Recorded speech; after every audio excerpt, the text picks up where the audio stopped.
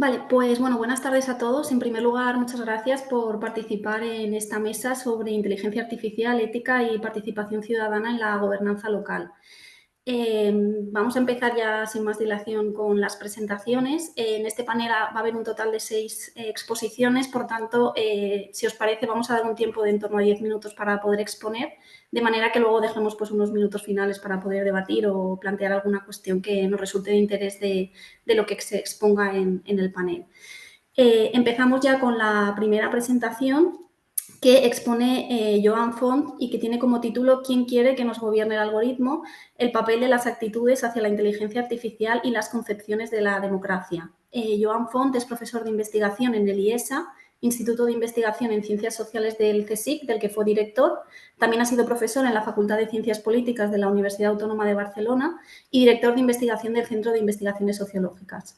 Trabaja sobre los diferentes mecanismos democráticos para incorporar las preferencias de la ciudadanía en las políticas, tema sobre el que ha escrito un gran número de libros y artículos. Y bueno, sin más, pues Joan, cuando quieras, si puedes compartir tu presentación. Muy bien, pues muchísimas gracias Blanca por la presentación, por la moderación, por todo lo que te ha dado la lata estos días mandando de mensajes.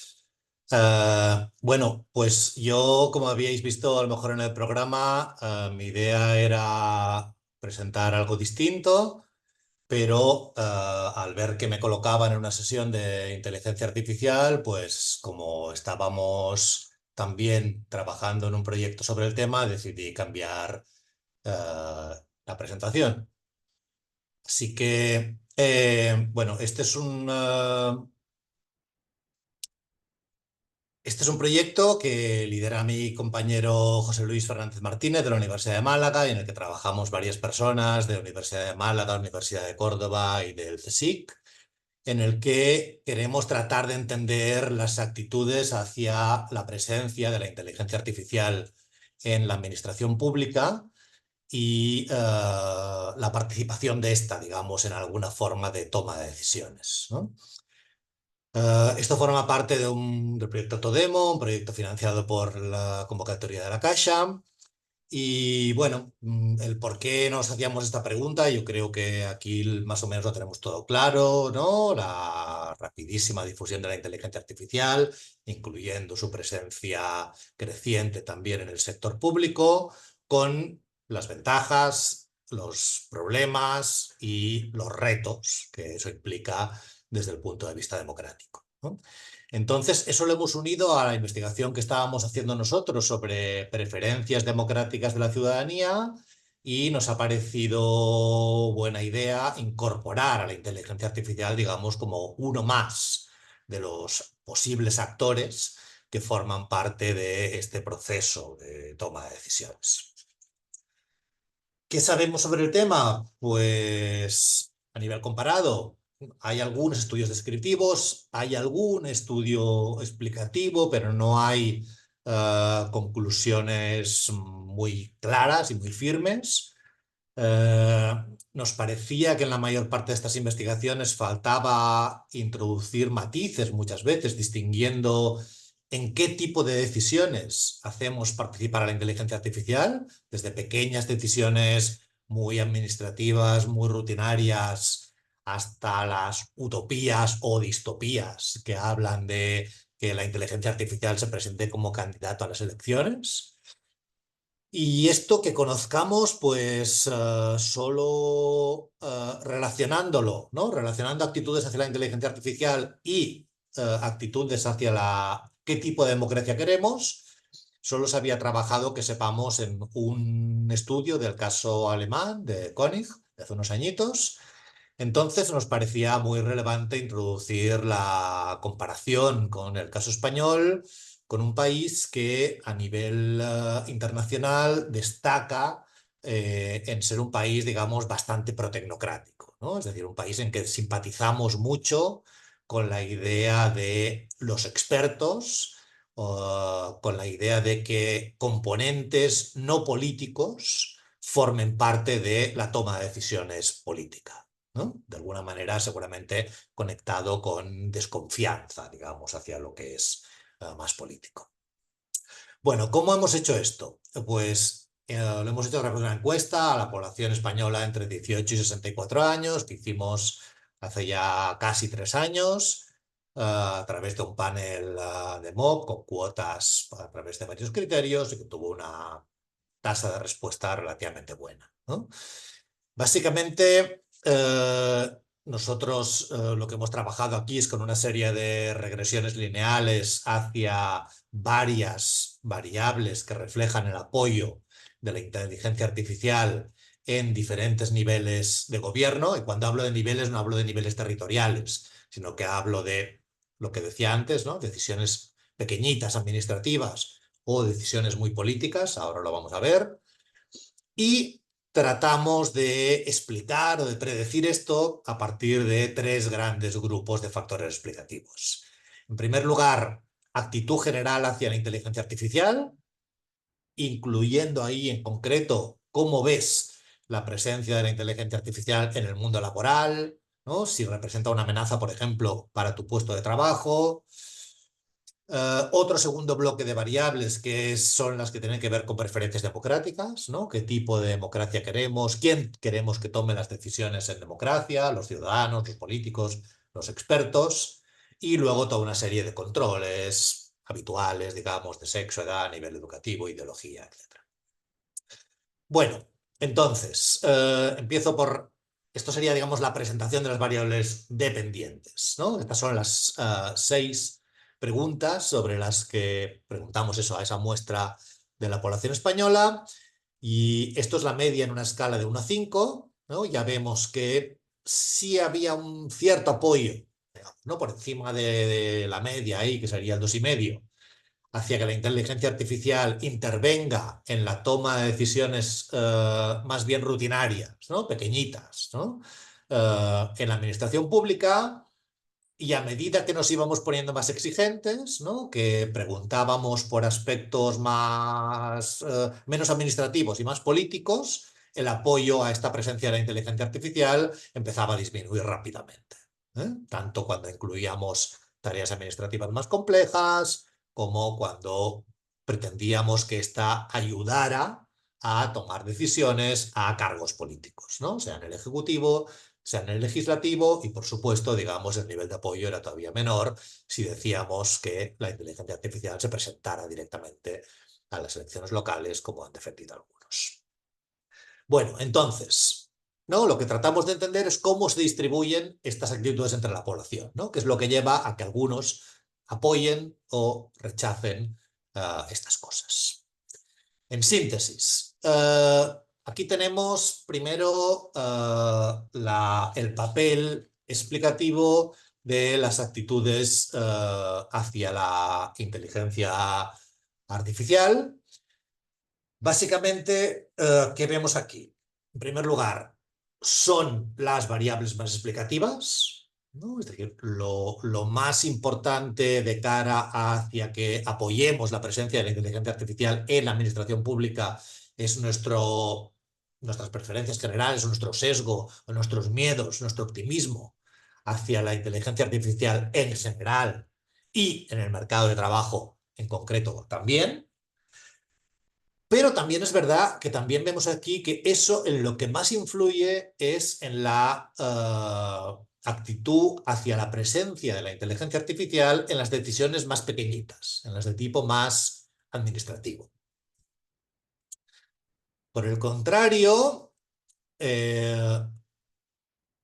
si nos fijamos ya en el segundo bloque de variables, ¿no? Estas 4 que hemos incluido aquí, ¿no? Es decir, preferencias autoritarias, más apoyo a la democracia representativa, preferencias populistas y preferencias tecnocráticas, vemos que algunas de ellas también juegan un papel a la hora de entender qué tipo de papel, digamos, queremos que juegue el algoritmo, ¿no? En la toma de decisiones en la administración pública, y que son principalmente las actitudes autoritarias y las actitudes tecnocráticas las que nos ayudan a entender un mayor apoyo a la presencia de la inteligencia artificial. Por el contrario, la gente que más apoya la democracia representativa son los más reticentes, sobre todo a aquellas funciones que son más abiertamente políticas. Estos son básicamente los resultados, es decir, en conclusión, ¿no? Apoyo limitado a la presencia de la inteligencia artificial en la administración pública, excepto quizá en roles menores. El factor explicativo más importante es la actitud general hacia la inteligencia artificial, pero las preferencias democráticas también nos ayudan a entender una parte de esas preferencias, muy especialmente en lo que tiene que ver con el apoyo digamos, a sistemas semiautoritarios o cuasi autoritarios y a las preferencias tecnocráticas, ¿no? Que es algo que también se había visto en algunas investigaciones en otros países, ¿no?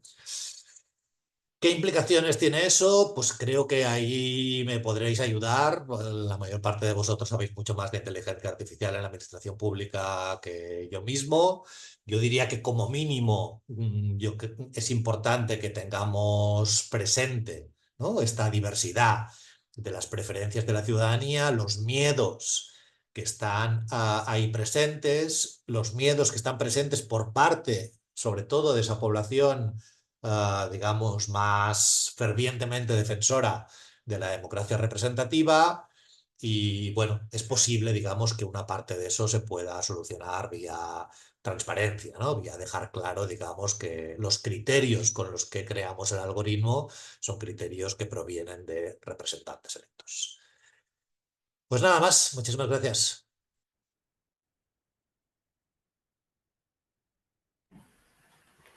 Muchas gracias, Joan, por tu intervención. Muy interesante. A ver si luego al final tenemos un minuto para poder, bueno, comentar algunas cuestiones interesantes que has presentado. Vamos a continuar con la siguiente presentación, que tiene como título Gobernanza y ética en la era 4.0, construyendo ciudadanía en un mundo digital fragmentado, que va a presentar Adriana Yadira Cárdenas Tagle. Adriana es licenciada en Derecho por la UNAM, con estudios de especialidad en Derecho Constitucional y Protección de Datos Personales por la Universidad Complutense de Madrid y maestría en Administraciones Públicas. Es oficial de cumplimiento en Inteligencia Artificial nivel 2 Gobernanza e integrante del Comité de Participación Ciudadana del Sistema Anticorrupción del Estado de México y municipios. Ha ocupado cargos destacados como directora general de Protección de Datos Personales y Transparencia y Gobierno Abierto en el Infoem y fue consultora normativa en el INAI. Actualmente es docente en la UNAM y la Escuela Libre de Derecho. Adriana, cuando quieras.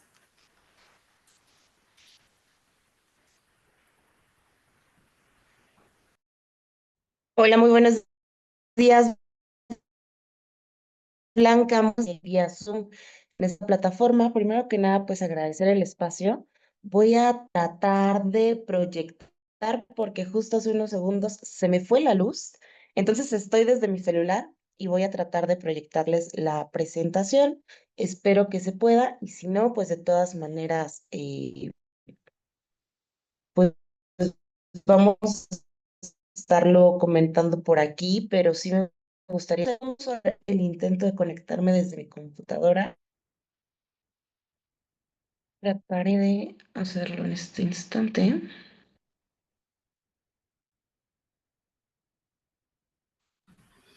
Está escribiendo Alejandro que si quieres enviarle tu presentación y puede compartirla él. Muchísimas gracias, Alejandro. Me parece que eso podría tardar un poco más. Estoy tratando de conectar.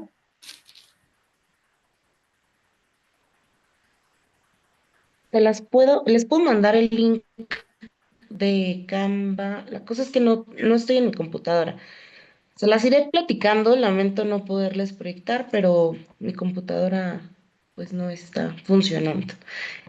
Bueno, y de todas maneras, pues en lo que comenzamos, mientras ustedes escuchan estas palabras, 2.685 millones de personas permanecen desconectadas del mundo digital. Ya mandaron por ahí la liga de Canva. Muchísimas gracias, Enia. Ojalá que se pueda ir proyectando.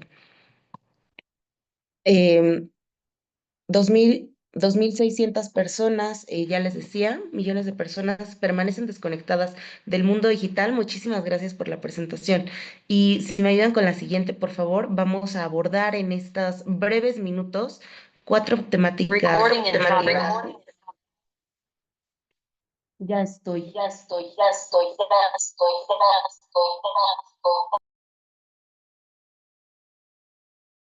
por aquí con ustedes.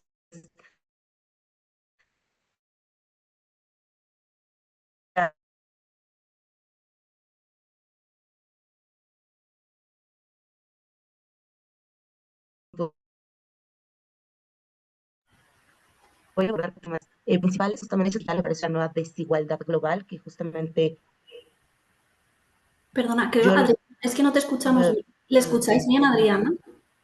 Porque yo no la estoy escuchando. digital hacia esa No, no se relación. oye bien. No, no se oye bien, Blanca. Adriana, ¿puedes volver a empezar? Es que no escuchamos, no hemos escuchado hasta ahora tu presentación. Es que debe tener problemas de conexión, creo yo.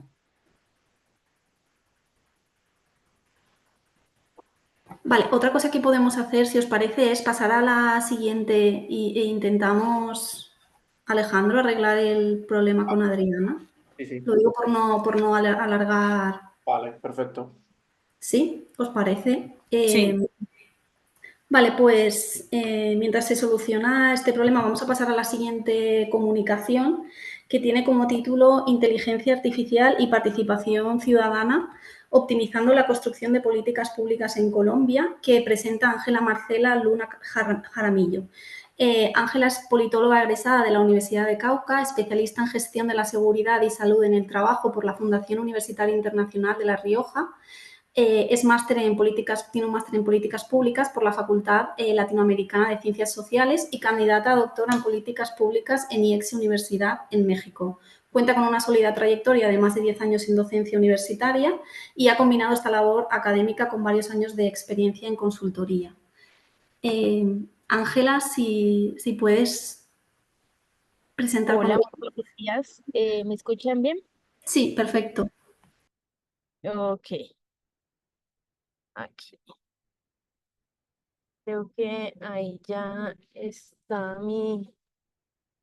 mi presentación. No sé si la puedan ver allí. Sí, se ve perfecto. Bueno, listo. Bueno, muchas gracias por la presentación. Muy buenos acá en Colombia. Muy buenos días para todos y todas. Esperando que se encuentren muy bien. Esta ponencia hace parte de un ejercicio inicial, específicamente de investigación que se quiere realizar ya a nivel práctico en algunas administraciones territoriales en Colombia, especialmente en el departamento en el cual yo me encuentro, que es el departamento del Cauca. La investigación se denomina inteligencia artificial y participación ciudadana, optimizando la construcción de políticas públicas en Colombia. Bueno, como lo había mencionado o lo mencionó el profesor anterior, específicamente pues la inteligencia artificial ha hecho grandes transformaciones. Efectivamente, evidentemente, la inteligencia artificial ha permeado y ha cambiado muchos aspectos de la administración pública particularmente ha abierto la posibilidad de optimizar la participación ciudadana en la construcción de las políticas públicas. En Colombia, pues como saben, es un país que enfrenta muchos desafíos complejos en términos de gobernanza, en términos de transparencia, y la incorporación de algunas herramientas basadas en inteligencia artificial, pues ofrece la posibilidad o la oportunidad de mejorar la interacción entre la ciudadanía y el Estado, promoviendo pues un ambiente que sea mucho más democrático y mucho más participativo.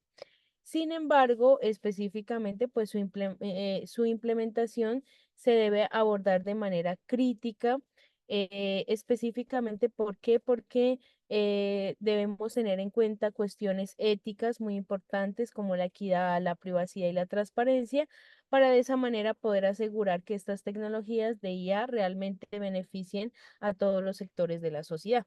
En ese sentido, pues en esta ponencia exploramos cómo la IA puede optimizar la construcción de políticas públicas en Colombia, haciendo optimizar la construcción, haciendo énfasis, perdón, en la importancia de la participación ciudadana y además, pues analizar el marco ético necesario para su implementación efectiva y responsable en la gobernanza local. La pregunta que guió esta investigación, ¿cómo puede la inteligencia artificial optimizar la participación ciudadana en la construcción de políticas públicas en Colombia, teniendo en cuenta los desafíos éticos, normativos y sobre todo de accesibilidad? Y nuestro objetivo es analizar el potencial de la inteligencia artificial para mejorar la participación ciudadana en la construcción de políticas públicas en Colombia, identificando los beneficios, los desafíos éticos y normativos y proponiendo un marco de implementación responsable y accesible que efectivamente favorezca la inclusión y la eficiencia en la gobernanza local.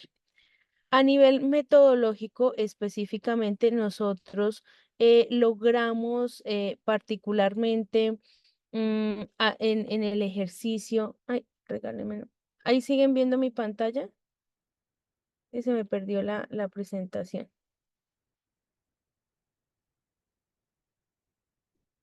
Sí, Ya. nosotros seguimos viéndola. Listo. Entonces, específicamente lo que se hizo, pues, fue un ejercicio en la metodología empleada para la investigación lo que hicimos fue, se basó en un enfoque cualitativo y exploratorio. Se eligió, pues, debido a la naturaleza compleja del tema que involucra factores tecnológicos, sociales, éticos, políticos, pues la investigación lo que busca es explorar cómo realmente la IA puede impactar esa participación ciudadana, ¿no? Pero también cómo es que vamos a hacer ese proceso de mejorar la construcción de políticas públicas, que sean políticas públicas que realmente tengan un impacto, que efectivamente se adecúen a las necesidades de la ciudadanía y entre ellos pues unos temas que surgieron de ahí como el tema de la transferencia, por ejemplo, tecnológica en el marco de las políticas públicas, entre otros elementos. Se hizo una revisión bibliográfica, artículos académicos, informes y documentos gubernamentales, estudios de caso internacionales, toda la teoría en torno a la ética sobre la IA. Estudios de caso fue fundamental en la investigación cualitativa para, digamos, ver cómo esa la implementación de estas prácticas tecnológicas innovadoras en el marco de lo que estamos hablando, que es la gobernanza. Entonces se seleccionaron varios ejemplos. Hay uno que ustedes deben conocer muy bien, Decide Madrid, la plataforma de gobierno abierto en Colombia, sistemas predictivos en gestión de desastres naturales en nuestro país, entre otros. Unas entrevistas con expertos, unas entrevistas semiestructuradas. ¿Por qué? Porque efectivamente eso nos permite obtener esas perspectivas cualitativas sobre tanto los beneficios como los riesgos de la IA de la participación ciudadana y explorar todos estos elementos de barreras éticas, normativas, tecnológicas, sobre todo por digamos, efectivamente la categorización de los municipios que nosotros tenemos en nuestro país y las dificultades que estos municipios, sobre todo de sexta categoría, enfrentan al momento de poder implementar nuevas herramientas, ¿no? Se hizo todo el proceso de análisis de datos cualitativos y para contextualizar los hallazgos en el caso colombiano se utilizó un enfoque comparativo entre las implementaciones de algunas IA en otros países con sistemas de gobernanza similar o más avanzados. En ese sentido específicamente, pues en el ejercicio de contextualización o como, digamos, como podemos ver, ese ejercicio de contextualización de la IA en el marco, por ejemplo, de la gobernanza local. En los últimos años en Colombia, pues ha habido un proceso de transformación digital en la gestión específicamente la IA con todas esas técnicas, con todos esos procesos, ese elemento potencializador de los procesos administrativos, pues tiene la capacidad de analizar grandes volúmenes de datos, identificar patrones, poder ofrecer soluciones productivas, y eso puede ser fundamental en el diseño de políticas públicas, sobre todo para que sean más efectivas y adaptadas a las necesidades de los ciudadanos, necesidades reales. Efectivamente, entonces la gobernanza podría beneficiarse de la IA, y los gobiernos locales, que son los encargados de gestionar los recursos y los servicios que afectan directamente a los ciudadanos, pues podrían, a través de la IA, a abrir o a dar una apertura a la participación para que se facilite los procesos de toma de decisiones más informadas, pero sobre todo más transparentes. Y de esa manera, digamos que entender cuáles son las realidades en torno a las necesidades que tienen, ¿no? Porque no hay nadie más que conozca la necesidad de una deficiencia que la misma comunidad que lo sufre. En ese sentido, particularmente, pues la IA tiene una gran ventaja. La participación ciudadana hoy en el marco de la gobernanza es un principio fundamental en la construcción de políticas públicas. En ese sentido, la participación no debe ser vista como un proceso meramente consultivo, sino un proceso que debe generar poder real a los ciudadanos, ¿no? Entonces, la pregunta es cómo hacemos para generar ese proceso, ese poder real a los ciudadanos, y en muchos casos, pues eso todavía sigue siendo limitado porque hay barreras de acceso a la información, falta de mecanismos de inclusión efectiva, y en ese sentido, pues la IA tiene un gran potencial de facilitar la participación activa de los ciudadanos. Herramientas como los chatbots, por ejemplo, plataformas de deliberación digital, pueden permitir una participación mucho más inclusiva y democrática. En ese caso, por ejemplo, estudiamos el caso de plataformas como Decide Madrid, y de acuerdo a esa plataforma, pues los ciudadanos lo que hacen es que pueden interactuar en tiempo real con las propuestas de políticas públicas, y eso retroalimenta pues esa participación ciudadana. En Colombia se ha hecho algunos intentos de implementar iniciativas como la plataforma de gobierno abierto para que los ciudadanos puedan participar, pero todavía nos hace falta mucho porque necesitamos no solo el ejercicio de participación, no solo es participa y ya, sino cómo hacemos que eso que los ciudadanos nos están brindando frente a las políticas públicas realmente se concrete, se materialice, o sea, no solo sea una justificante, o más bien una plataforma para validar ya lo hecho, sino que realmente los ciudadanos aporten, ¿no? En ese sentido. Entonces, necesitamos mecanismos, o que estos mecanismos nos apoyemos en esto que hoy está revolucionando el mundo para mejorar la accesibilidad y la representatividad, pero garantizando que los datos y las opiniones de los ciudadanos sean procesados de manera efectiva. En ese sentido, el tiempo es muy cortico, pero bueno, ahí ya vamos.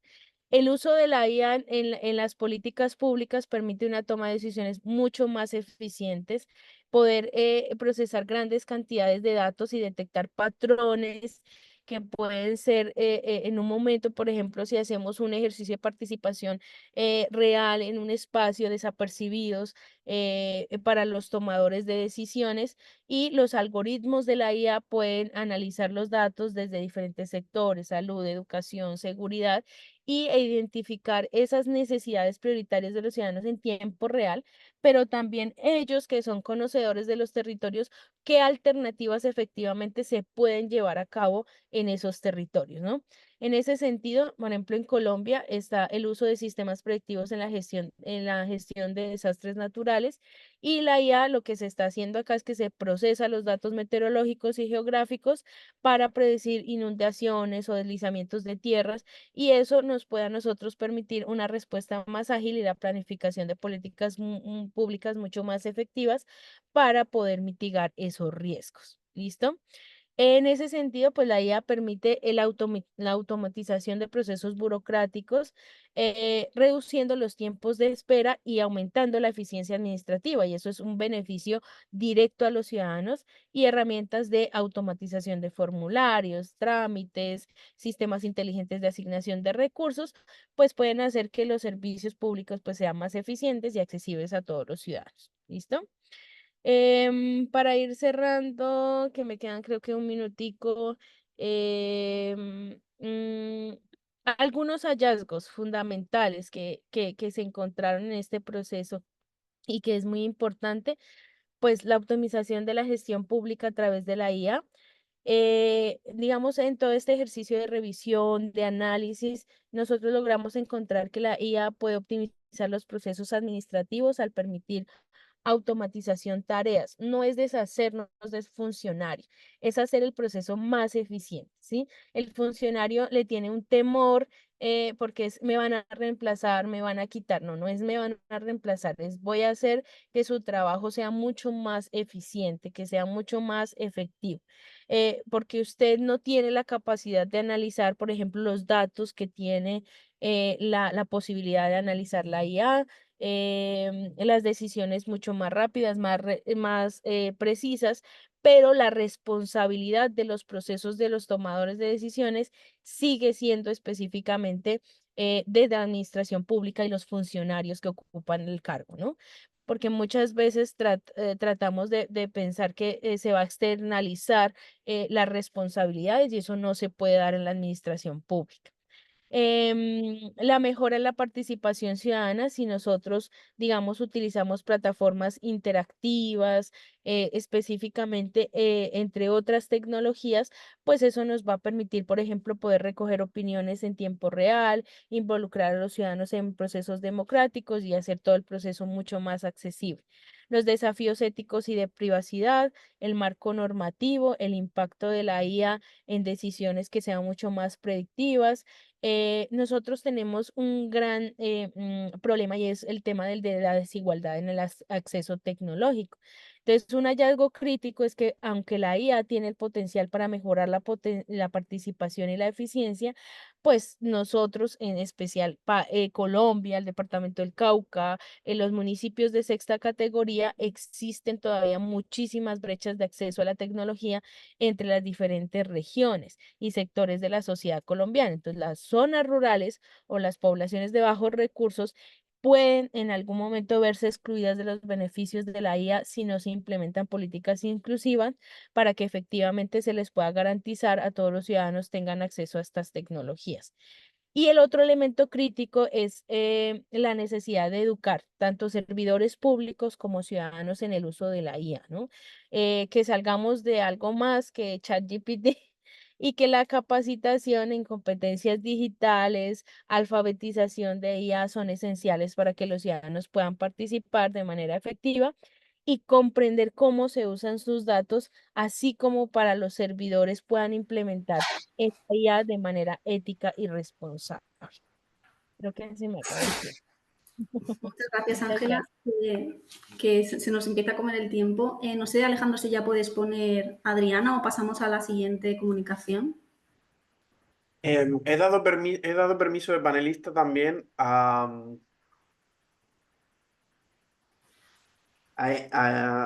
Enia Vaznov, que ha dicho que iba a ayudar ella con la presentación. Vale, pues Creo que Adriana, Yanira ya está conectada también, o sea que podemos ir con ella. perfecto. Pues si cuando quieras, Adriana. Muchísimas gracias, muchas gracias por la paciencia, una disculpa por mi conexión, estas tecnologías traicioneras que nos hacen hacer peripecias aquí. Muy buenos días a todos, agradezco también la participación de mis colegas, los CPCs municipales. Les cuento que en el Estado de México particularmente el sistema estatal anticorrupción se conforma no solo por un comité de participación ciudadana estatal, sino también, a su vez, por sistemas municipales, quienes ayudan a la prevención, detección y sanción de actos de corrupción. Y justamente con ellos estamos emprendiendo, pues, justamente toda una campaña también de sensibilización, de adopción de tecnologías para construcción de ciudadanía anticorrupción, nosotros le llamamos, yo particularmente le llamo de esta manera, y pues mientras ustedes están escuchando estas palabras, hay 2.685 millones de personas que permanecen desconectadas en el mundo digital. Como también ya lo antecedía mi compañera que estaba en el uso de la voz, pues las brechas digitales han sido ya un esquema que me parece fundamental o una problemática que me parece fundamental que tenemos pues que ir atendiendo. Si me ayudan por favor con la siguiente diapositiva.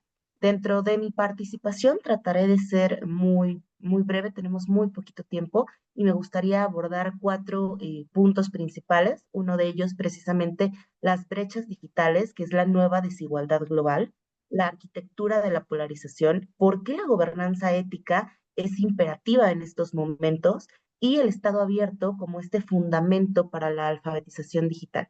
Si me ayudan con la siguiente, por favor. Precisamente Anand Jared, una filósofa, nos advertía que la desaparición del sentido común es el signo más seguro de que estamos perdiendo nuestro mundo común. Y hoy precisamente este mundo común está fracturado no por muros físicos, sino por algoritmos, por desinformación y por brechas digitales cada vez más profundas. Si me ayudan con la siguiente, por favor. Ah, no, esta está bien. Justamente en la anterior vemos algunas dimensiones geográficas que señalan que en países de altos ingresos el 93% de la población usa Internet y en países de bajos ingresos solo el 27%. Esta no representa únicamente solo una brecha tecnológica, es una brecha, como ya lo adelantaba, de ciudadanía, de acceso a derechos, y justamente es por ello que me interesaba comentarlo en esta cumbre internacional de gobernanza y derechos digitales, porque me parece que es el punto central hacia donde tendríamos que estar mirando en este momento para justamente tratar de lograr ciudadanía digital para la participación democrática en estos entornos, ¿no? Ya lo iba diciendo, apuntando un poco Sigmund Bauman en esta modernidad líquida, ¿no? Donde todo parecía ser efímero, donde todo parece ser volátil. Ahora, pues la desigualdad ya no es una cuestión de tener o no tener, sino que pareciera una cuestión de estar conectado o estar desconectado. La democracia, precisamente como también ya lo adelantaba Joan, pues tiene enfrenta una amenaza sin precedentes, ¿no? Si bien no tenemos ahí esta claridad, como lo comentaba Joan, el número de sitios de noticias falsas habilitados por inteligencia artificial aumentó 10 veces en 2023 y solo el 0.25 de usuarios, si me ayudan con la siguiente diapositiva, por favor, de X, antes Twitter, fueron responsables de entre el 73 y 78% de los tweets considerados de baja credibilidad o de desinformación. Y entonces estamos ante una industrialización de la mentira. Y era muy importante destacarlo en este momento, porque la IA no solo democratizó la creación de contenido, sino que democratizó la fabricación de realidades alternativas a escala industrial, ¿no? Esta paradoja de la tolerancia que hoy enfrentamos, incluso ante estos tipos de ciberacosos, de ataques, ¿no? Hay más accesos a datos y que justo paradójicamente jamás produjo sociedades más desinformadas, espacios de odio, y es aquí donde me gustaría justamente señalar la arquitectura de la polarización, ¿no? Porque justamente los algoritmos no son neutrales, ya lo sabemos, están diseñados justamente para maximizar este engagement y genera un engagement que justamente no hay nada que atraiga más que la indignación, el miedo y el odio. Y entonces, como resultado de esto, tenemos cámaras de eco donde las creencias se radicalizan, incluso por ahí en algunas lecturas que hacía en días recientes hablan de los guetos digitales, ¿no? Estas burbujas de filtros que eliminan perspectivas contrarias y justamente la tribalización digital que destruye el diálogo cívico.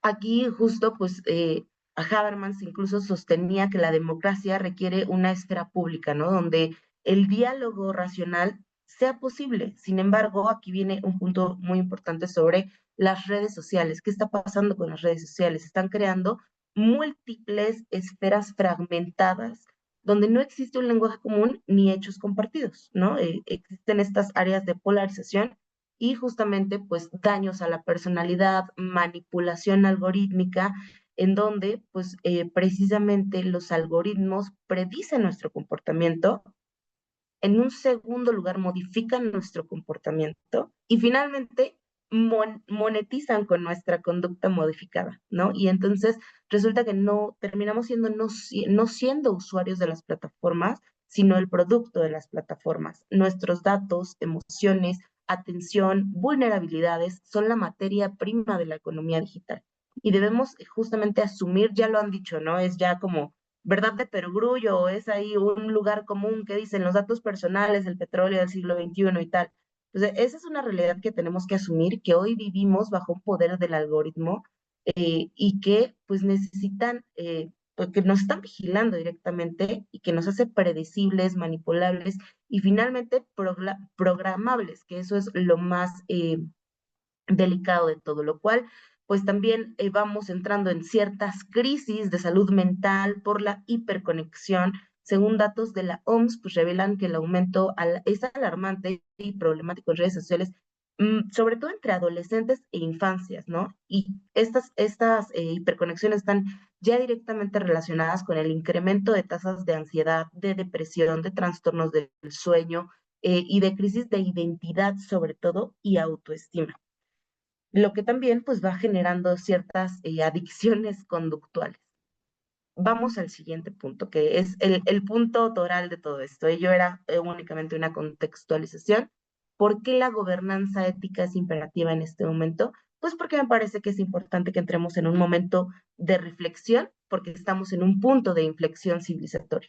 La inteligencia artificial generativa particularmente, los sistemas de deep learning, la automatización algorítmica, las decisiones críticas, todo esto no es el futuro, es el presente, ¿no? ¿Y por qué más ahora que nunca necesitamos, si me ayudan con el siguiente, por favor, la gobernanza crítica? Yo lo veo desde 4 puntos de vista fundamentales, que es justamente la velocidad versus la reflexión, que tiene que ver con que la tecnología avanza de manera exponencial, en tanto que la ética, la regulación y la conciencia ciudadana avanzan de manera lineal. Y esta brecha creciente, pues resulta de pronto ser insostenible, ¿no? Todo es a escalas sin precedente. Una decisión algorítmica errónea, que también dicho sea de paso, no, todos sabemos, la inteligencia artificial sufre alucinaciones, tiene sesgos, pues no afecta solo a una persona, afecta a millones simultáneamente. Y un sesgo en un modelo de inteligencia artificial no discrimina a un individuo, perpetúa discriminación sistémica a escala global. Y justamente estos son uno de los puntos principales de preocupación.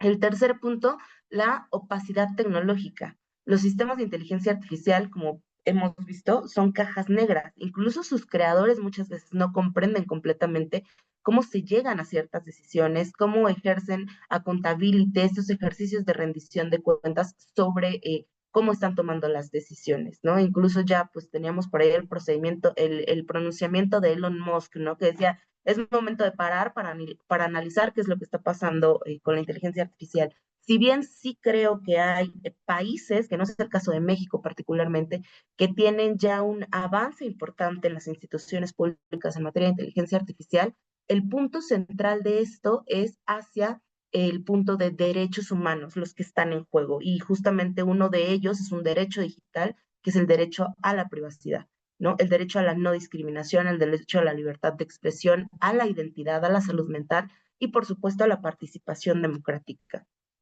Entonces, todos estos derechos podrían estar siendo redefinidos, limitados o violados en el entorno digital sin regulaciones adecuadas para poderles garantizar, ¿no? Incluso, como es en el caso de España, que sí cuenta con una ley orgánica en materia de derechos digitales, México no cuenta con una legislación específica, solamente se cuenta con un código de buenas prácticas, que es una carta de derechos digitales de la persona en el entorno digital, y particularmente el tema de niños tampoco se encuentra regulado. Por aquí en el chat les voy a poner una revista en donde recientemente tuve la oportunidad de participar de la Comisión de Derechos Humanos del Estado de México, en donde precisamente hablo de estas problemáticas hacia las infancias y también pues ya hago una propuesta concreta sobre una carta de derechos digitales para las infancias, porque justamente estos principios de gobernanza que todos ustedes conocen muy bien, ¿no? Que es la transparencia, la evaluación, la rendición de cuentas, este impacto tecnológico,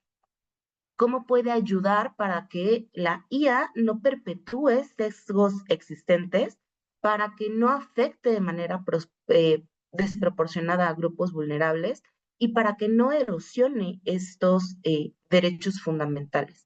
Y me gustaría ir a la siguiente, porque justamente es aquí donde la alfabetización digital, bueno, ahí tengo una premisa, ¿no? Y es justamente que en el siglo XXI la alfabetización digital es tan fundamental como la alfabetización básica lo fue en el siglo XX. Las brechas digitales ya no únicamente tienen que ver con un tema de conexión, como lo comenté en un inicio, sino con un tema de alfabetización digital. Y para llegar a ello, pues justamente el Estado abierto, y en la siguiente hago otra afirmación en donde considero que no puede existir gobernanza ética sin ciudadanía digitalmente alfabetizada y no puede existir alfabetización digital sin Estado abierto. ¿Por qué? Porque precisamente a través de la colaboración entre el servicio público, el sector privado, la academia y como un engrane fundamental las organizaciones de la sociedad civil, puede surgir un cambio. ¿Hacia qué? Hacia acceso a la información, información de valor público, la publicación de datasets gubernamentales en formatos de datos abiertos y reutilizables, con explicaciones comprensibles, ¿no? Porque de pronto todo el mundo ya utilizamos inteligencia artificial, pero no sabemos lo que está pasando en el fondo con esta circunstancia. Eh, Me parece que ya me queda muy poquito tiempo y quisiera ir justo al punto de todo este análisis, en donde, como bien lo leías, Blanca, yo pertenezco, soy fundadora de una asociación que se llama Abrazando Vidas y Construyendo Sueños. Si me ayudan a poner la diapositiva, por favor. Gracias. En donde hace 4 años lanzamos este proyecto que es la incubadora de ciudadanía digital, ¿no? Y a través de la incubadora de ciudadanía digital, lo que pretendemos justamente es fortalecer la libertad informacional, es entender cómo funcionan los sistemas, ¿no? Esta libertad participativa es lograr incidencia desde el diseño de tecnologías y libertad justamente protectiva, que es defender a los grupos vulnerables, particularmente hacia infancias.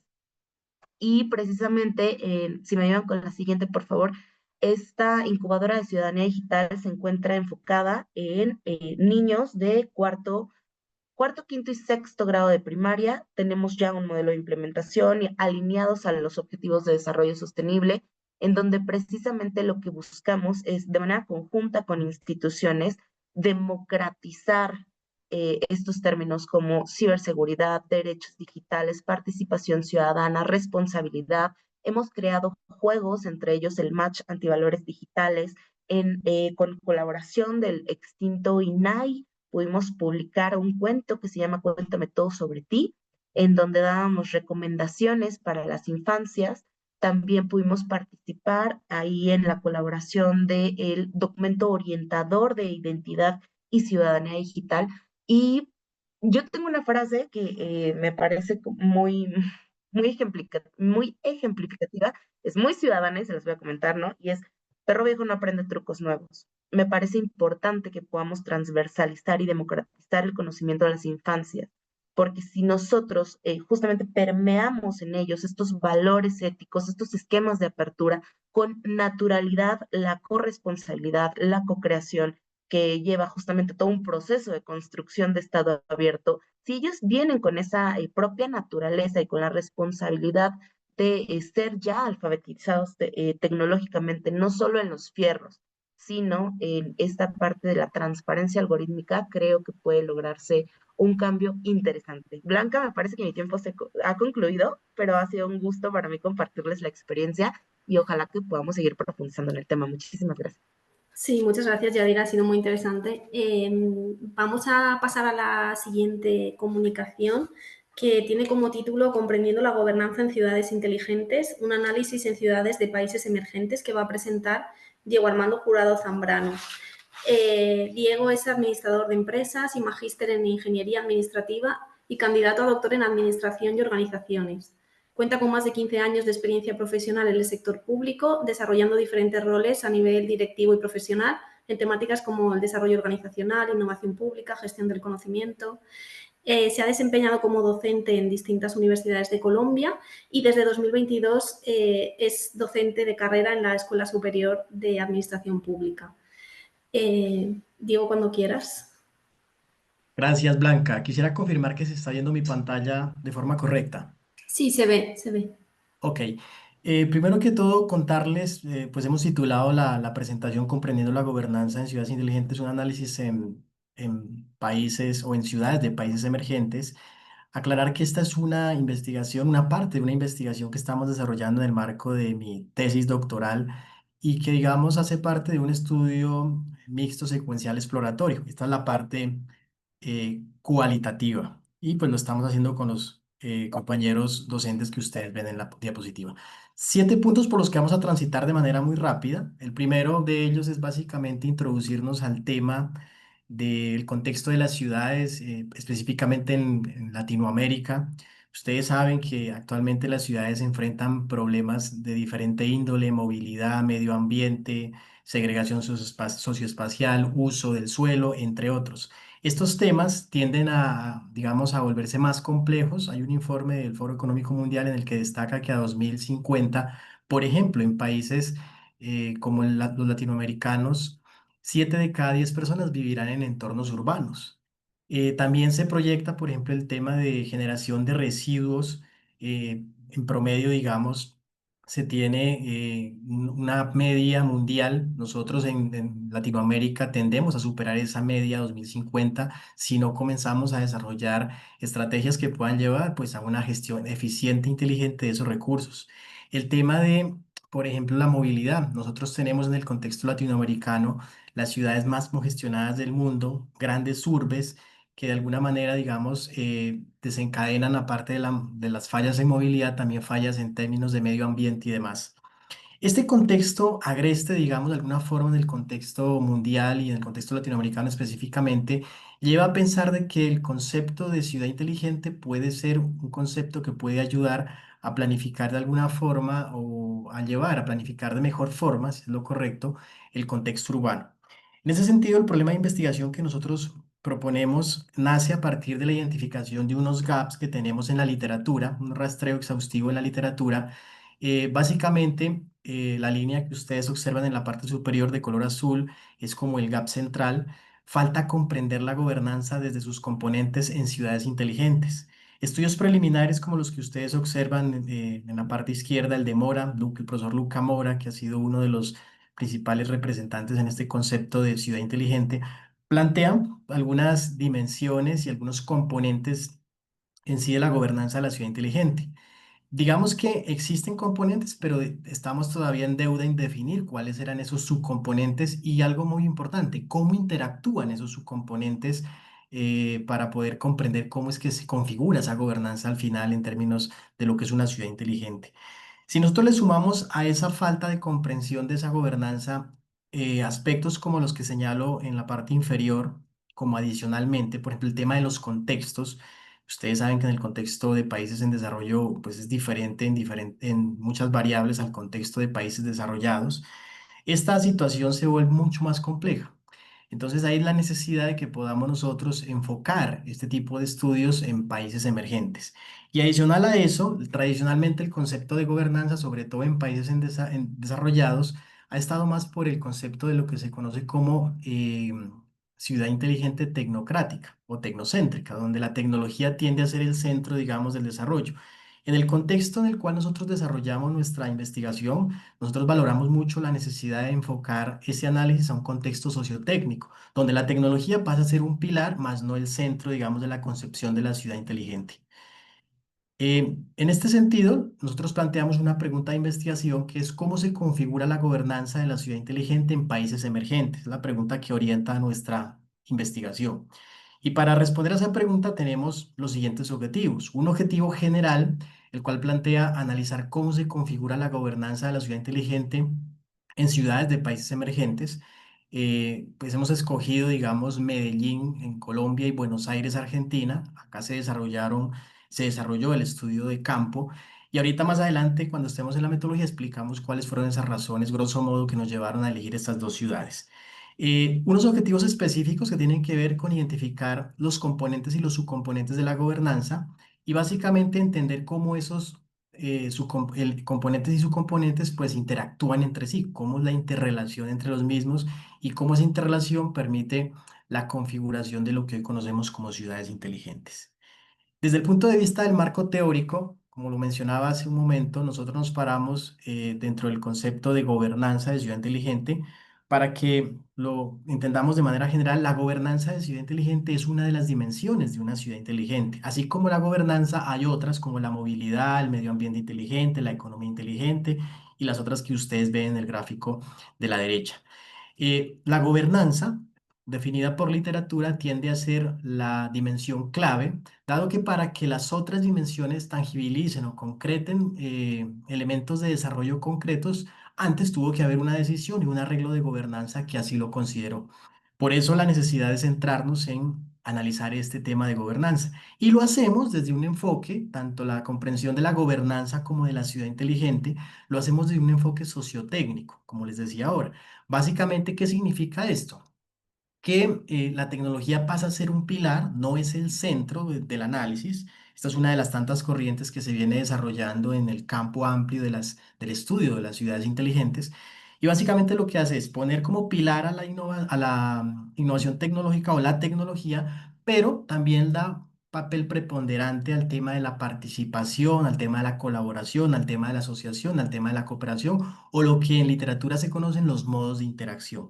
Los modos de interacción son fundamentales y esos modos de interacción combinados con tecnología, la idea es que se focalicen sobre temas que realmente generen o representen una prioridad para las ciudades. Esto básicamente, ¿por qué? Porque digamos que la literatura también nos cuenta que básicamente muchas de las iniciativas de ciudad inteligente se convierten en adopciones tecnológicas que responden a una moda de paso, pero que no necesariamente se enfocan en los problemas más relevantes de un contexto urbano.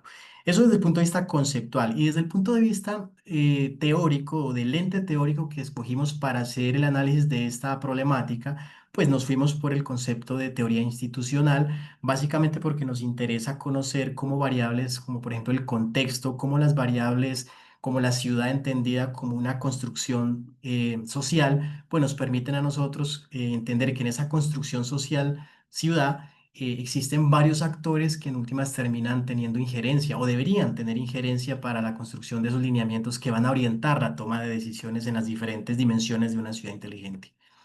Desde el punto de vista de la metodología, nosotros empleamos un enfoque cualitativo de alcance descriptivo, básicamente en esta fase que fue la fase cualitativa. Nos enfocamos en escoger las dos ciudades, básicamente porque cuando arrancamos con esta investigación por allá en el año 2022, 2021-2022, Buenos Aires, Argentina y Medellín, Colombia, estaban consideradas dentro del ranking de Smart City Index, que es uno que, digamos, consolida el IMD, y también en el ranking del Smart City Motion estaban, digamos, en posiciones destacadas a nivel internacional como ciudades inteligentes, inclusive hacían parte de ese top 5, lo cual de alguna forma pues llamó mucho la atención de nosotros, y además también cuando comenzamos a profundizar en otros aspectos, encontrábamos que las dos ciudades comparten características como, por ejemplo, ser ciudades centrales dentro de grandes áreas metropolitanas, el tema de los adelantos en innovación tecnológica, el tema de algunos mecanismos de participación ciudadana que también pues compartimos desde el concepto y la concepción de ciudad inteligente sociotécnica, que tenía que ver específicamente en Medellín con el tema del urbanismo urbano y en Buenos Aires, Argentina, el tema de la proximidad, nos llevó a pensar en que estos dos casos podrían ser relevantes para desarrollar en nuestro trabajo. Básicamente, ese trabajo de campo estuvo, digamos, permeado por el desarrollo de tres herramientas: unas entrevistas semiestructuradas, un análisis documental y unas observaciones no participantes. En el tema de las entrevistas logramos concretar 39 entrevistas en Medellín y 31 en Buenos Aires. Básicamente, ¿quién participaba acá? Una muestra, digamos, combinada de diferentes actores: concejales o legisladores, ciudadanos, tomadores de decisiones, entidades de control, academia, tratando como de configurar los actores de la cuádruple hélice para efectos de tener miradas diferentes del fenómeno. El análisis documental digamos, se concentró en desarrollar un análisis sobre documentos claves a partir del año 2004. Básicamente, ¿por qué se escogieron como este tipo de rangos de tiempo en las dos ciudades? Observando el comportamiento nos dimos cuenta que ahí había como un auge importante en términos de lo que comprendemos como ciudad inteligente, creación de instituciones, adopción de estrategias en ese momento de gobierno en línea, de gobierno o del e-government, digamos que fueron como esos primeros cimientos de lo que hoy conocemos como el tema de ciudad inteligente. Y en el campo de la observación o la observación no participante, pues tuvimos la opción de participar en diferentes instancias de gobierno, como por ejemplo en Medellín, las sesiones del Comité Universidad Empresa Estado, la triple hélice. También pudimos participar de reuniones de creación de planes de desarrollo. En las dos ciudades logramos visitar comunas y logramos también tener algunos acercamientos directamente con la ciudadanía.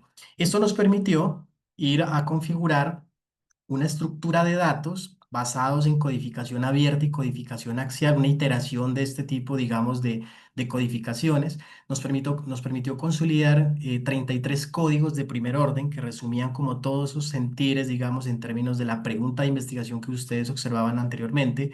A partir de esos 33 códigos de primer orden, logramos consolidar 10 subcategorías o códigos de segundo orden y al final logramos consolidar 5 categorías de análisis. Cuando ustedes observan los códigos de segundo orden y las categorías, digamos que son la respuesta concreta a esa pregunta de componentes y subcomponentes. 5 componentes dados por las categorías. Ahorita miramos gestión de la estratégica de la ciudad inteligente, inteligencia colectiva, inteligencia tecnológica, condiciones contextuales y valores públicos. Digamos que esas eran las 5 categorías que para nosotros en nuestra pregunta los asemejamos a componentes. Y los 10 códigos de segundo orden serían esos subcomponentes. Al poner a interactuar, digamos, a través de una estructura de datos y partiendo, digamos, de análisis documentales como los que establece Gioia, por ejemplo, nosotros logramos estructurar el siguiente modelo que nos permite entender la gobernanza y el relacionamiento que puede haber entre componentes y subcomponentes. Básicamente, ustedes ven resaltados en unos círculos de color rojo, serían los 5 componentes, dado por las interrelaciones, básicamente de lo que es la gestión de estratégica de la ciudad inteligente, donde hay 2 subcomponentes, la visión compartida y las capacidades organizacionales.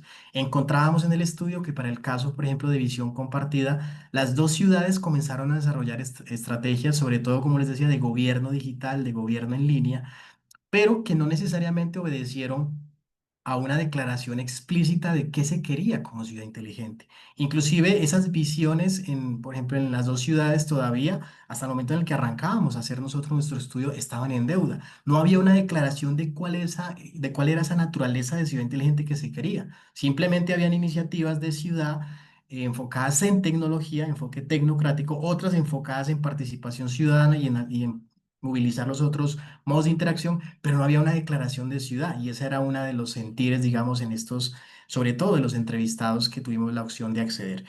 El otro elemento de este primer componente, capacidades organizacionales, pues básicamente estaba dado por un elemento clave acá, que era el tema del liderazgo. Los tipos de liderazgo llegan a, digamos, a fomentar una visión o una ruta de lo que se quiere en términos de lo que sería una ciudad inteligente. Y caso de esto, por ejemplo, podemos observar en Argentina, Buenos Aires, Argentina, donde el gobierno de ciudad ha estado, digamos, permeado por un movimiento de gobierno, lo cual de alguna forma en el sentido, digamos, estricto, ha permitido como la continuidad en algún tipo de iniciativas, dado, por ejemplo, por otras situaciones que en Medellín se pueden, digamos, contrastar, dado que el cambio muy constante en términos de lo que es el gobierno de turno ha fragmentado, mejor, digamos, el desarrollo consistente de estas iniciativas. Otro componente importante, la inteligencia colectiva, entendida como la gestión articulada de actores y sus capacidades, la articulación de las capacidades de los actores como elemento fundamental, no que cada actor haga por su parte lo que pueda, sino cómo podemos nosotros poner a conversar los actores y a complementar esas capacidades que analizábamos arriba. ¿Por qué actores entran a competir dentro de un ecosistema donde se podrían llegar mejor a colaborar o a cooperar? Fueron algunos cuestionamientos que nosotros nos hacíamos desde el tema de las capacidades de los actores. La combinación de los modos de interacción, inclusive nuestra investigación logra evidenciar que en estas dos ciudades el tema de cooperación, por ejemplo, para la construcción de ciudad inteligente fue un elemento fundamental y que aportamos como un hallazgo sustancial a nuestra investigación. Así también la asociación a través específicamente de asociaciones público-privadas y los dos medios de, digamos, de interacción habituales que son la colaboración pública y la participación pública. Y el tema de la gobernanza informal también como un elemento importante, un subcomponente importante de la inteligencia colectiva. Hay elementos donde el gobierno y las instituciones llegan, Hay momentos en los que el gobierno no llega y la ciudadanía se autoorganiza en esquemas de gobernanza informal y de todas formas, digamos, permite responder a esas problemáticas del entorno urbano. El tercer componente, la inteligencia tecnológica, pues ahí digamos ya todo lo que hemos discutido, inclusive en muchas de las anteriores presentaciones, cómo la infraestructura tecnológica articulada a un tema de gestión integrado de datos permite pues una toma de decisiones basada en evidencia, el análisis de información en tiempo real y la generación de modelos predictivos para ciertas problemáticas públicas en el entorno urbano. De manera transversal, unas condiciones contextuales que deberían tener en cuenta las ciudades inteligentes a la hora de desarrollar esa visión o esa gestión estratégica de la ciudad inteligente. Temas como, por ejemplo, acá nos encontrábamos el tema de la polarización política genera mucha influencia en el sentido de qué concepción de ciudad inteligente nosotros queremos tener en el tiempo y que no Sí, se convierta Rodrigo, esto. Hola, vas a tener que ir acabando, por favor, la ok, intervención. claro que sí. Lo siento, pero es Y, que vamos un poco justos de tiempo. Lo ok. siento por Y interrumpir. justamente estos elementos generan el quinto, que sería la generación de valores públicos, esas salidas que para nuestro análisis básicamente son dos: sostenibilidad urbana, eficiencia y efectividad interna. Como principales conclusiones, ya estaba sobre la última, la inteligencia colectiva tiene un valor central en la gobernanza en ciudades inteligentes, se destacan los modos de interacción y la gobernanza informal como elementos relacionados en dicha inteligencia. La gestión de la ciudad inteligente es dinámica en el tiempo. No podemos decir que es una única forma de gobernar una ciudad, sino que es una forma combinada a través de diferentes modelos, de modos de gobernanza. Existen o coexisten esos diferentes modos de gobernanza, donde la tecnología pasa a ser simplemente un apalancador de esos esquemas de organización urbana. Y al final, la idea es que esos valores públicos pues han estado, digamos, identificados por lo menos para estos dos casos desde el punto de vista de la sostenibilidad urbana, los elementos que ya conocen dentro del concepto de sostenibilidad, y la eficiencia interna organizativa de las organizaciones que gestan estas iniciativas de ciudad inteligente. Con esto agradezco el espacio y pues al final quedamos atentos a preguntas. Muchas gracias. Gracias. Pasamos rápidamente a la siguiente comunicación, que tiene como título El lugar de la integridad pública en los planes de gobierno abierto en España, un análisis de las propuestas estatal y autonómica, que presenta la profesora Elena Juaristi. Elena es doctora en Derecho con mención internacional por la Universidad Cardenal Herrera, es premio extraordinario, también es licenciada en Derecho por la Universidad de Valencia y actualmente es profesora de la Universidad Cardenal Herrera CEU, donde imparte materias del área de Derecho Administrativo. Elena, cuando quieras. Muy bien. No sé si se ve la pantalla blanca. Sí, sí, se ve. Vale, voy a intentar ampliar y un segundo que os minimice.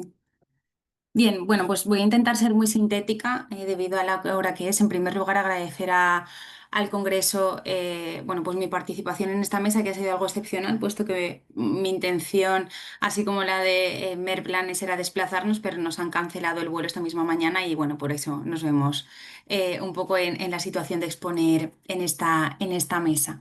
Por lo que, bueno, pues agradecemos a Blanca Nicasio y a la organización el permitírnoslo. Bien, esta comunicación lleva por título El lugar de la integridad pública en los planes de gobierno abierto en España, tanto en las propuestas estatales como en las propuestas autonómicas. Un segundo. Y, perdón. Y a continuación, bueno, aquí tenemos un poco el recorrido que haremos. En cuanto al marco teórico, voy a mencionar simplemente tres ideas. La primera es que nos encontramos en una situación de crisis de confianza ciudadana en las instituciones, lo cual tiene, bueno, pues graves consecuencias, como es la desafección, como es de alguna manera pues esta falta de legitimidad institucional. A lo cual, bueno, pues pretendemos dar respuesta con la integridad pública, ¿no? Plantear esta integridad pública como solución. Es cierto que en el ordenamiento jurídico español la integridad ha tenido un lugar muy secundario. El foco se ha puesto siempre en la transparencia, así nuestra ley de transparencia 19-2013 ponía el foco ahí. Es cierto como últimamente ya tenemos algunos atisbos en leyes autonómicas donde, bueno, pues esto parece que empieza a variar y sí que se le empieza a dar más importancia a la integridad, pero bueno, venimos un poco de este contexto. Y si bien es cierto que en el ámbito internacional, la Unión Europea, la OCDE, así como también bueno, pues el paradigma de gobierno abierto, que es lo que nos ocupa hoy, comienzan a integrar este valor o este principio de la integridad como cuarto pilar de este concepto o de este paradigma del gobierno, del Estado abierto. De hecho, bueno, en algunos documentos de la OCDE se habla de esto, ¿no? De que no puede existir Estado abierto sin integridad en sus instituciones. En cuanto a los objetivos del estudio, simplemente nosotros hemos tratado de analizar, por una parte, los planes de acción de gobierno abierto del Estado español y aquellos de las comunidades autónomas de España que forman parte de la Alianza de Gobierno Abierto. La metodología ha consistido prácticamente en el análisis jurídico documental de estos planes, con la intención de detectar la presencia, la ausencia de la integridad, su nivel de institucionalización, de ejecución, algunas carencias, buenas prácticas, etcétera. En cuanto a resultados fundamentales, debo decir y avanzar que son un tanto desalentadores. El recorrido que hacemos en los planes estatales, el primer plan sí que mantuvo la integridad como objetivo central, sin embargo, este desaparece totalmente en el segundo y tercer plan. En el cuarto plan se reanuda y se retoma como eje, y en el quinto, que en el momento de elaborar este estudio todavía no estaba publicado, sí que teníamos algún borrador y algún avance, se vuelve a retomar como eje la integridad, lo cual, bueno, pues nos hace tener algo de esperanza. Decir también, en cuanto al cuarto plan, que es el que más hemos analizado porque es el del que teníamos datos en el momento de realizar el estudio, que el nivel de cumplimiento de las acciones del eje de transparencia es el menor, es decir, no alcanza, bueno, roza el 59%, mientras que el resto de ejes, como transparencia, como sensibilización, bueno, pues alcanzan niveles mayores. También decir que en este plan las comunidades autónomas, estos no son los planes de las comunidades autónomas, sino son acciones concretas que las comunidades plantearon a los planes estatales, concretamente al cuarto plan. Bueno, pues de las 54 iniciativas planteadas, únicamente 6 podríamos relacionar con el eje de integridad.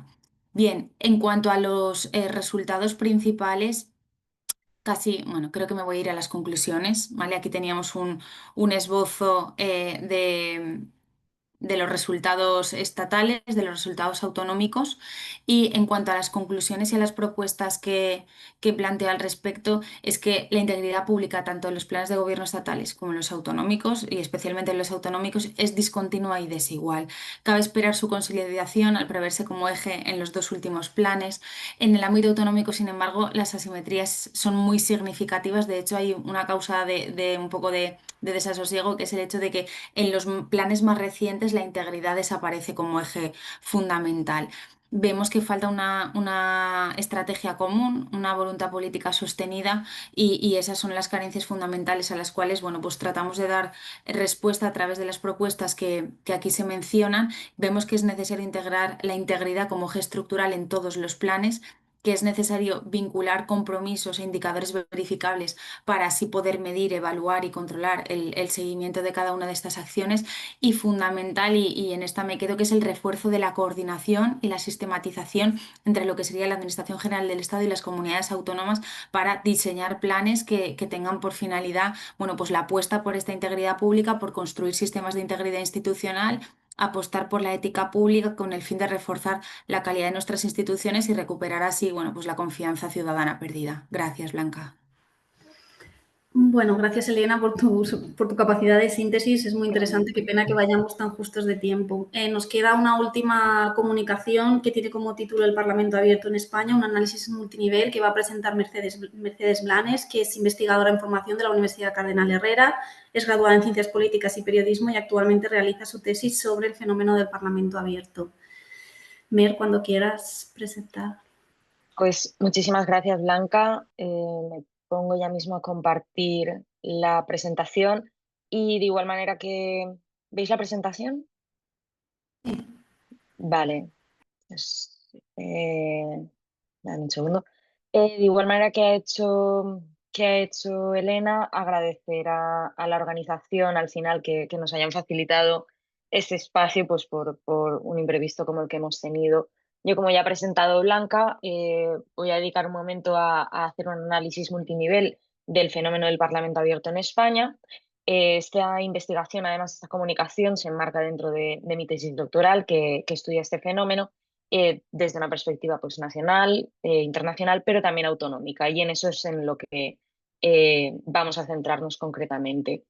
dentro del contexto de desconfianza ciudadana y de desafección que ya Elena ha presentado y que todos estamos observando y que los datos que presento aquí del Eurobarómetro y del CIS resaltan, vemos que resulta esencial promover principios de transparencia, de participación ciudadana, de integración, de integridad, perdón, y de rendición de cuentas, que son precisamente los pilares y los principios fundamentales que plantea la Alianza de Gobierno Abierto.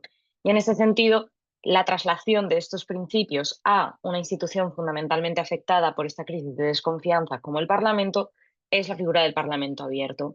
Entonces, nosotras observamos el Parlamento abierto como una vía de relevancia para acercar a los ciudadanos de nuevo a las instituciones y a los actores que las integran, como son los partidos políticos o los diputados, que además es una propuesta que puede revitalizar las relaciones entre una ciudadanía desencantada y una institución afectada profundamente por la crisis institucional y de confianza, y que además resulta ser un fenómeno que en España concretamente se ha aprobado el primer plan de Parlamento abierto aplicado a nuestro Congreso de los Diputados y por tanto pues se hace de especial relevancia para nuestro estudio. ¿Cómo hemos querido acercarnos a esta doble vertiente de plano nacional e autonómico? Pues analizando la inserción del Parlamento abierto en las comunidades autónomas a través de las medidas de transparencia, integridad y participación que tienen los reglamentos internos de las cámaras legislativas de las autonomías y relacionarlos o al menos estudiarlos en comparación con las medidas que plantea el Plan de Parlamento Abierto del Congreso de los Diputados. Para esto hemos cogido 10 cámaras autonómicas, entre las cuales están las autonomías que forman parte de la Alianza de Gobierno Abierto y otras tantas que no forman parte de la Alianza de Gobierno Abierto. Brevemente, aquí hemos plasmado las medidas del Plan de Parlamento Abierto del Congreso de los Diputados, divididas en los ejes de transparencia, participación, integridad, rendición de cuentas, sensibilización, información y gobernanza del plan. Y aquí ya hemos plasmado pues, lo que serían los artículos de los reglamentos autonómicos que conectan con estos ejes de transparencia, de participación o incluso de integridad. Primero poniendo las comunidades autónomas que no forman parte de la Alianza de Gobierno Abierto y ya estas que sí que forman parte de la Alianza de Gobierno Abierto. Pasando directamente a las conclusiones por cuestión de tiempo. Los resultados y las conclusiones que nosotras vemos aquí, sobre todo, son que las herramientas de transparencia y de participación son similares, o los artículos relacionados con transparencia y participación en las autonomías miembros de la Alianza de Gobierno Abierto y no miembros de la Alianza de Gobierno Abierto son bastante similares, posiblemente porque los reglamentos son un documento común en cuanto al contenido y al cometido en cualquier tipo de comunidad autónoma. Lo que sí que vemos también es que los reglamentos, así como el plan de Congreso de los Diputados, el plan de Parlamento Abierto, presentan muchos más artículos y muchas más medidas y compromisos relacionados con la transparencia que con la participación o con la integridad. Y también lo que observamos es que los compromisos del plan de gobierno abierto, perdón, del Parlamento Abierto, del Congreso de los Diputados, recogen y desarrollan derechos reconocidos por los reglamentos tanto autonómicos como el reglamento del Congreso de los Diputados, pero ya lo hacen desde un enfoque, una perspectiva mucho más enfocado a la gobernanza, entendida como esta conexión y esta co-creación entre el Estado y la sociedad civil también. Y a una cuestión que nos planteábamos sobre la posible influencia de ser miembro de la OGP para las comunidades autónomas en sus reglamentos, pues no hemos encontrado una respuesta concluyente, pero lo que sí que observamos es que 3 autonomías miembros de la OGP, de la Alianza, dedican un capítulo o un título específico al Parlamento Abierto en sus reglamentos, mientras que solo una autonomía que no forma parte de esta alianza, es la de las Islas Baleares, también lo hace. Y como elemento a destacar también el hecho de que Aragón, la Comunidad Autónoma de Aragón, en su reglamento de Parlamento, reconozca el derecho al Parlamento abierto y establezca los principios de Parlamento abierto dentro de sus Cortes. Y pues agradecer de nuevo el espacio que se nos ha ofrecido y muchísimas gracias. Gracias, Mercedes. Bueno, pues muchas gracias a todos. Nos hemos pasado un poquito de tiempo, pero pedimos perdón a la siguiente mesa. Ha sido muy interesante todas vuestras aportaciones. No vamos a poder hacer debate, pero sí que, bueno, pues como formamos todos parte de esta red tan interesante de academia y de investigación, pues estamos en contacto y seguro que volvemos a coincidir en futuros espacios académicos. Nada, muchas gracias a todos por participar y damos aquí por finalizada la mesa. Gracias. Gracias, Blanca. Gracias. Gracias, muy amable. Gracias. Muchas gracias, Blanca. Hasta luego.